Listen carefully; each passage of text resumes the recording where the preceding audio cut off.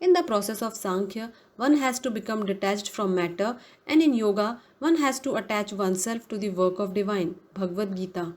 Book name Sankhya Evam Yog Darshan. Sankhya school of philosophy is one of the oldest thought systems founded by Vedic sage Kapil. Yoga school was established by great sage Patanjali, heavily depending upon Sankhya philosophy in the development of Yoga Sutras. In brief, Yoga is the practical implementation of Sankhya.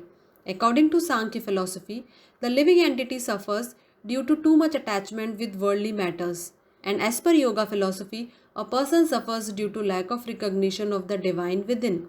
As mentioned in the Holy Scripture Gita, both processes are the same. Although superficially one process appears to involve detachment and the other process appears to involve attachment. However, detachment from matter and attachment to divine are one and the same. A few of us believe that essence of yoga lies in practice. Some think it is the detachment and some think it is attachment to God. But the truth is that yoga is a combination of all these. Leave one of them and one can't achieve the objective of yoga. The purpose of Sankhya and Yoga Darshan is to release humanity from all types of sorrows. Yoga is a spiritual science and is a practical aspect of Sankhya Darshan philosophy.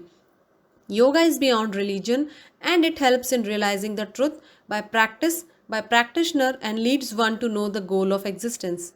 The saint, scholar, philosopher Pandit Sri Ram Sharma Acharya translated and compiled four Vedas, 108 Upanishads, six Darshans, 18 Purans, and several other Vedic scriptures in lucid language to enable the masses understand the complex knowledge contained within.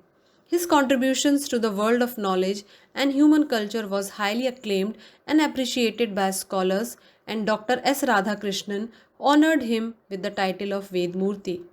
This book is his attempt at compiling Sankhya and Yoga philosophy together. The first part explains Sankhya and second part explains yoga in detail. The book also contains reference to related researches done by scholars in the past and has tried to remove misconceptions prevalent around Indian metaphysics. Few excerpts from the book.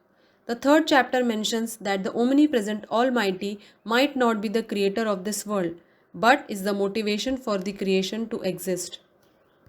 Viraktasya tatsiddhe. Only an ascetic can achieve salvation. Dhyanam nirvishayam manah. Mind becomes free from worldly desires is meditation in reality. Five roots of world sufferings: ignorance, ego, impermanence, repulsion, fear of death. Yoga philosophy explains practical ways to get rid of these.